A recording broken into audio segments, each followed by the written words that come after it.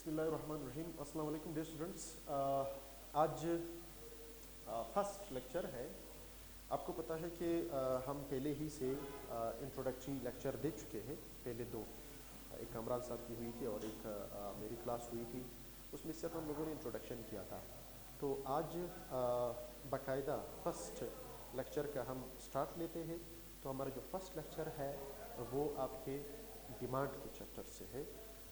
हम डिमांड से शुरू करते हैं, फिर demand, elasticity of demand, supply, elasticity of supply, और इसके बाद फिर हम मार्केट इक्विलिब्रियम की तरफ आते हैं। साथ साथ में हम हर टॉपिक का मैथमेटिकल प्रूफ करते हैं। एक बात आपको बता दूं, हमारी जो क्लासेस होती है, क्लास में यहाँ पे हमने सिर्फ टेक्निकल चीज़ें आपको समझाने हैं, क्योंकि इसमें थ्योरी भी होती है, एक्सप्लेनेशन भी होता है। तो वो एक्सप्लेनेशन इंशाल्लाह हर लेक्चर के बाद हम आपको ग्रुप में नोट्स प्रोवाइड करके देंगे। तो यहाँ से टेक्निकल चीज़ें सीखे, और जो थ्योरी है वो थ्योरी मैं आपको समझाऊंगा, और इसके बाद आप लोगों ने करना क्या है कि वो नोट्स मैं आपको ग्रुप में भेजूंगा, वो पढ़ते रहे। बेहतर ये होगा वो कि वो प्रिंट करे, अगर प्रिंट नहीं कर सकते हो वैसे भी पढ़े। और हर लेक्चर के बाद जो भी आपके सवालात आते हैं, आपके जहन में सवालात होंगे, जाहिर सी बात है वो सवालात आप लोग रिकॉर्ड करके भेज दिया करें, ठीक है, टीचर को। जैसे कि मैं क्लास लेता हूँ तो मुझे भेज दिया करे, और किसी और को कैमरा साहब क्लास लेता है तो उसको भेज दिया करे। वो आप नेक्स्ट लेक्चर में उसी सवालात का जवाब दे देते, चाहे एक सवाल हो, दो हो, जितने भी हो, जहाँ पे भी आपके कंफ्यूजन हो आप पूछे, नेक्स्ट लेक्चर में वो आपको सवालात का जवाब देते हैं। तो चलिए शुरू करते हैं। आज का टॉपिक है डिमांड, ठीक है। अच्छा स्टूडेंट्स, डिमांड मैंने आपको बताया था डिमांड क्या है। The desire for any commodity for which necessary resources are available, यानी किसी शख्स की ख्वाहिशात जिसको पूरा करने के लिए उसके पास वसाइल भी दस्तयाब हो, यानी वो एबल हो टू पे, उसको ख़रीदने के काबिल हो, तब वो डिमांड कहलाता है। यानी होगा क्या कि किसी शख्स की डिज़ायर है, ठीक है, ख्वाहिश है। The desire for any commodity first for which necessary resources are available, ठीक है। नेसेसरी रिसोर्सेज आर अवेलेबल, यानी हर उस चीज़ का ख्वाहिश करना जिसको पूरा करने के लिए आपके पास वसाइल भी दस्तयाब हो, तब वो डिमांड कहलाता है। अगर इन दोनों में से एक ना हो, फॉर एग्जांपल आपका डिज़ायर ना हो और आपके पास वसाइल हो, तब भी डिमांड नहीं होता। और दूसरी जानिब अगर आपका डिज़ायर हो लेकिन आपके पास वो डिज़ायर को पूरा करने के लिए ख्वाहिशा रिसोर्सेज ना हो, तब भी ये डिमांड नहीं कहलाता है। इसके बाद हम आते हैं लॉ ऑफ डिमांड पे, ठीक है, लॉ ऑफ डिमांड। अच्छा, लॉ ऑफ डिमांड क्या है? लॉ ऑफ डिमांड का मतलब होता है कि डिमांड का ताल्लुक प्राइस से है, यानी क्वांटिटी डिमांड और प्राइस का जो रिलेशन है उसको लॉ ऑफ डिमांड कहते हैं। Quantity demand is a function of price, ठीक है। यहाँ पे हम ये कहते हैं कि भाई if other factors remain the same. अब इस बात को समझे, other factors remain the same, ठीक है। Other factors remain the same मतलब अदर फैक्टर्स आपका चेंज ना हो, ठीक है। अगर आपका अदर फैक्टर, अब अदर फैक्टर्स कौन से हैं? अदर फैक्टर्स में आपका आता है वेदर, ठीक है, इनकम, ठीक है, फैशन, ठीक है, और price of related goods, price of related goods, ठीक है, प्राइस ऑफ सब्स्टिट्यूट्स, ठीक है, प्राइस ऑफ सब्स्टिट्यूट्स एटसेट्रा। अगर ये चीज़ें चेंज ना हो, ठीक है, ये रिमेन द सेम है, क्योंकि इन चीज़ों की वजह से भी आपका डिमांड बढ़ता है, कम होता है। ये चीज़ें भी आपकी डिमांड पे असर कर सकता है। हम कहते हैं ये रिमेन द सेम हो if price increases if price increases quantity demand decreases and vice versa ठीक है। और इसके उलट यानी अगर other factors remain the same हो, आपका जो डिमांड है वो सिर्फ प्राइस की वजह से बढ़ता या कम होता है, that's called law of demand. तो यहाँ पे मैंने जो इक्वेशन लिखा है कि क्वांटिटी डिमांड का जो ताल्लुक है वो प्राइस के साथ है, सिर्फ प्राइस की वजह से जब डिमांड चेंज होता है तो that's called law of demand. Other factors remain the same, क्योंकि अदर फैक्टर्स की वजह से भी आपका डिमांड चेंज होता है। और जब हम इसकी जनरल फॉर्म लिखते हैं तो जनरल फॉर्म इसका ये होता है quantity demand is equal to A minus B P, ठीक है। ये क्वांटिटी डिमांड और पी तो आपको पता है ये वेरिएबल्स है, ठीक है। ये आपका डिपेंडेंट वेरिएबल है, ये इंडिपेंडेंट वेरिएबल है, लेकिन आपके ए और बी जो है वो पैरामीटर है, इसको बाद में हम कोई वैल्यू असाइन करके दे देते हैं। यहाँ पे जो माइनस का साइन है वो इन दोनों के दरमियान नेगेटिव रिलेशन जाहिर करता है, यानी इनके दरमियान जो है वो जो रिलेशन है वो नेगेटिव है। जब एक बढ़ता है तो दूसरा कम होता है, मतलब अगर आपका प्राइस बढ़ता है तो डिमांड कम होता है एंड वाइस वर्सा, और इसी को हम कहते हैं लॉ ऑफ डिमांड। अब इसी लॉ ऑफ डिमांड को आप लोगों ने ग्राफिकल प्रूफ कर देना है। तो ग्राफ में, अच्छा मैं आप लोगों को ग्राफ बताऊँ, आपको पता है कि ग्राफ इसका कैसे बनता है। ग्राफ इकोनॉमिक्स का हमेशा जितनी भी ग्राफ्स है वो आपका फर्स्ट कोऑर्डिनेट में बनते हैं, ठीक है। ये फर्स्ट कोऑर्डिनेट है, यहाँ पे आपने क्वांटिटी डिमांड लेना है, इधर प्राइसेस लेने, ठीक है। अब इसका मतलब ये होगा अगर मैं इसको वैल्यू असाइन करके दे दूँ, quantity demand is equal to 12 minus 2p, ठीक है। अब आप p की जगह 0 रखें, for example quantity demand is equal to 12 minus 2p की जगह 0 हो, प्राइस 0 भी हो सकता है, तो क्वांटिटी डिमांड कितना आ जाएगा, quantity demand is equal to 2 को 0 से मल्टीप्लाई करें 2, 12 माइनस 12 को 2 को 0 से मल्टीप्लाई करें 0, 12 minus 0 is equal to 12, quantity demand 0 पे 12 है। इसी तरह आप कहते हैं कि quantity demand is equal to आपका क्या आएगा, quantity demand is equal to 12 minus 2 p की जगह अब आप 1 रखें, मतलब आपने 0 से प्राइस को बढ़ा के क्या कर दिया, 1 कर दिया, तो quantity demand is equal to 12 minus 2 1 जा 2, तो क्वांटिटी डिमांड आपका कितना आया, वो आया आपका 10, ठीक है। इसका मतलब यह है कि जब हमने 0 से 1 तक प्राइस को बढ़ाया तो डिमांड 12 से 10 तक कम हुआ, यानी नेगेटिव रिलेशन को जाहिर करता है। तो बात यह है कि भाई आपका 0 पे, ये 0 था ना, आपका प्राइस कितना था, 0 पे प्राइस था, डिमांड आपका 12 था, फर्ज करिए ये 12 ये है, तो यहाँ से आपका डिमांड लाइन शुरू होता है।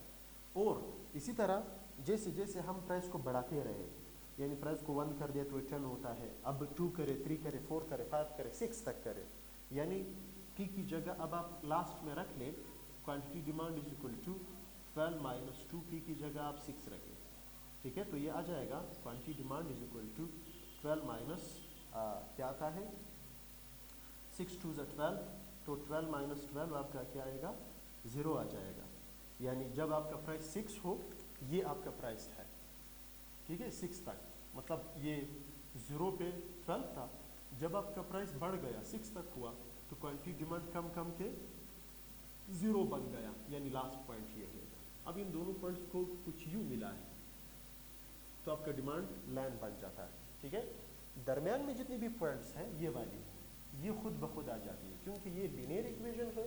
लीनियर इक्वेशन में सॉरी, आप फर्स्ट और लास्ट पॉइंट को ले लें, जैसे कि मैंने फर्स्ट पॉइंट लिया 0 पे और फिर लास्ट पॉइंट लिया 6 पे, दोनों पॉइंट को मिलाया, दरमियान वाले पॉइंट्स खुद ब खुद आ जाते हैं इसमें, क्योंकि ये लीनियर इक्वेशन है। अच्छा एक बात समझे, डिमांड का लाइन जो है, डिमांड कर्व भी बनता है, डिमांड लाइन भी बनता है, मतलब फिर आप फर्स्ट और लास्ट पॉइंट नहीं ले सकते हो अगर आपका लीनियर इक्वेशन नहीं है। ये तो लीनियर इक्वेशन में नहीं लिया है, ये देखिए quantity demand is a function of P, तो ये लीनियर इक्वेशन है, क्योंकि यहाँ पे वेरिएबल की पावर 1 है, चाहे वो प्राइस हो, चाहे वो क्वांटिटी डिमांड हो, या फिर वेरिएबल की पावर 1 है। अगर इन दोनों में से किसी भी वेरिएबल की पावर 2 हुई, मतलब quantity demand equal 12 minus 2p square हुआ, तो फिर आपका लाइन जो है वो स्ट्रेट लाइन नहीं बनेगा, बल्कि वो एक कर्व की शक्ल में आएगा, ठीक है। वो कुछ यूँ बनता है, जैसे कि हम इंडिफरेंस कर्व पढ़ते हैं, वो इंडिफरेंस कर्व की शक्ल में आता है, कन्वेक्स टू द ओरिजिन होता है, कनकेव टू द ओरिजिन भी आ सकता है। हमारा फोकस किस चीज़ पे होना चाहिए कि डिमांड कर्व का जो स्लोप है वो नेगेटिव है। अब ये नहीं है कि वो हमेशा आपका स्ट्रेट लाइन होगा, वो आपका कनकेव टू द ओरिजिन भी आ सकता है, कन्वेक्स टू द ओरिजिन भी आ सकता है। डिपेंड करता है आपके नेचर ऑफ फंक्शन पे कि आपके डिमांड का फंक्शन कौन सा है, क्या वो लिनियर है। अगर लिनियर है तो स्ट्रेट लाइन आएगा, फर्स्ट पॉइंट ले ले लास्ट पॉइंट ले ले आपके डिमांड के कर्व बन जाता है। लेकिन अगर क्वाड्रेटिक इक्वेशन है, क्यूबिक इक्वेशन है डिमांड का, वो आगे हम पढ़ेंगे, तो फिर क्या होगा, फिर आप फर्स्ट और लास्ट पॉइंट नहीं ले सकते हो। फिर आपने क्या करना है, पी की जगह 0 1 2 3 4 5 पुट कर दे, उसका बाकायदा टेबल बनाए, फिर हम कर लेते हैं, वो आगे आते हैं। तो ये आपका हो गया डिमांड का कर्व। अब सॉरी स्टूडेंट्स, अब आप क्या करें, इसका स्लोप निकालें, ठीक है, बाद में हम पढ़ेंगे स्लोप। अच्छा, एग्जाम में जब आप इस तरह ग्राफ बनाते हो तो ग्राफ के बाद आप लोगों ने इसको एक्सप्लेन भी करना है। जैसे कि आपने कहना यह है कि इन above diagram on x axis we take quantity demand and on y axis we take price, ठीक है। फिर दूसरा फिर इसके बाद आपने ये बताना है कि D curve shows demand, D line shows demand line which has negative slope because there is inverse relationship between price and quantity demand. As price increases quantity demand decreases and vice versa. मतलब आपने 5 से 6 sentences में क्या करना है, demand line को या ऊपर वाले ग्राफ को एक्सप्लेन कर देना है, ताकि एग्जामिनर को समझ आ जाए कि आपने जो ग्राफ बनाया है वो आपको वाकई समझ भी आता है, ठीक है। अच्छा, स्लोप डिमांड कर्व का, डिमांड लाइन का कैसे निकलेगा, तो स्लोप को समझे। स्लोप का मतलब होता है झुकाव, आपके कर्व का झुकाव किस तरफ है। तो स्लोप का फॉर्मूला ये होगा कि change in quantity demand divided by change in price. Demand में कितनी चेंज आ रही है, बिकॉज ऑफ प्राइस। तो अब यहाँ पे देखिए स्लोप हम कुछ यूँ निकालेंगे, क्वांटिटी डिमांड में कितनी चेंज आई है। ये देखिए चेंज कितना आया, जब मैंने इसको 0 से ले, मतलब यहाँ पे मेरा प्राइस 0 था ना, मैंने प्राइस को 0 से लेके 1 तक कर दिया, चेंज कर दिया ना, तो डिमांड में कितनी चेंज आई, 12 से 10 हुआ। डिमांड 12 से 10 तक कम हुआ, यानी 12 से 10 तक कम, इसका मतलब है 2 की तब्दीली आई, लेकिन -2 की तब्दीली आई, क्योंकि 12 से 10 तक कम हुआ है, नेगेटिव रिलेशन है। और प्राइस 0 से लेके 1 तक आपका बढ़ गया, पहले प्राइस 0 था अब 1 है, 0 से लेकर तक 1 तक ये बढ़ गया है। बढ़ने की सूरत में हम इसको 1 कहते हैं, ठीक है। तो इसका मतलब ये है कि आपका जो वो है, दरवाजा तो बंद कर दिया था। अच्छा आपका जो प्राइस है वो 1 पॉइंट बढ़ गया है, 1 रुपया बढ़ गया है, इसकी वजह से आपकी डिमांड में -2 की कमी आई है।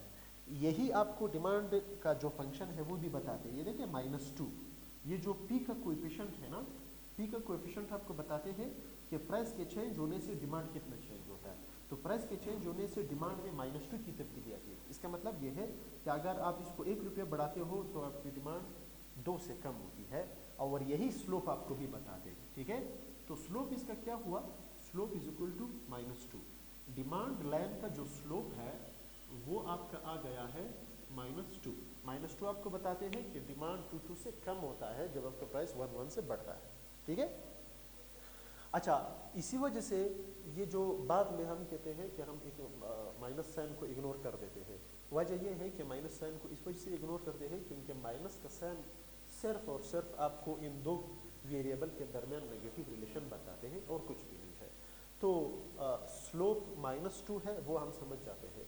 बाद में 80% केसेस में इकोनॉमिक्स में हम माइनस साइन को इग्नोर करते हैं। 80% इस वजह से कहता हूँ कि बहुत सारे ऐसे टॉपिक्स है जहाँ पे माइनस साइन को इग्नोर नहीं कर सकते, वहाँ पे वो बहुत बड़ा किरदार अदा करता है। जैसे कि इलास्टिसिटी ऑफ डिमांड की तरफ हम जाते हैं, वहाँ पे आपका इनकम इलास्टिसिटी ऑफ डिमांड है और जो क्रॉस इलास्टिसिटी ऑफ डिमांड है, इन दोनों में नेगेटिव साइन का बहुत बड़ा रोल होता है, तो वहाँ पे हम इसको इग्नोर नहीं कर सकते। अलबत्ता डिमांड जो स्लोप है यहाँ पे हम आप कह सकते हैं कि यहाँ पे हम नेगेटिव साइन को इग्नोर कर सकते हैं, because it just show the negative relationship between two variables, ठीक है। आपने स्लोप निकाला, अब आगे जाके हमने पढ़ना ये है स्टूडेंट्स, इनका ओवरऑल मैं आपको नोट्स भेज देता हूँ, फिर आप इसको आराम से देख ले, बस यहाँ पे सिर्फ समझे, तो मैं इसको मिटा देता हूँ। आपने यहाँ तक तो क्लियर किया। इसके बाद जो टॉपिक आपका आएगा वो आएगा चेंज इन डिमांड। ठीक है, ये इंपॉर्टेंट टॉपिक है और कभी बार इसको एग्जाम में भी 5 या 10 मार्क्स का जो क्वेश्चन है वो इससे आता है, चेंज इन डिमांड। तो चेंज इन डिमांड को अब हम डिस्कस करते हैं। देखिए, चेंज इन डिमांड यानी डिमांड में तब्दीली कैसे आती है। ठीक है, तो डिमांड जो है वो आपको पता है दो चीज़ों की वजह से चेंज होता है। एक आपका है प्राइस, डिमांड प्राइस की वजह से चेंज होता है, नेगेटिव रिलेशन है इसका। और दूसरे जो मैंने आपको बताया अदर फैक्टर्स, अदर फैक्टर्स। ठीक है, अदर फैक्टर्स में आपका वेदर आता है, फैशन आता है, कस्टम्स आते हैं, प्राइस ऑफ सब्स्टिट्यूट्स आते हैं, बहुत सारी चीज़ें इसमें आती है, इनकम आता है। तो प्राइस इन चीज़ों की वजह से भी चेंज होता है और डिमांड इनकी वजह से और प्राइस की वजह से भी चेंज होता है। अगर किसी चीज़ का डिमांड प्राइस की वजह से चेंज हुआ, if demand changes because of price, इसको हम मोमेंट इन डिमांड कहते हैं। इसको हम क्या कहते हैं? Moment in demand. ठीक है, मोमेंट इन डिमांड कब क्या कहा जाता है?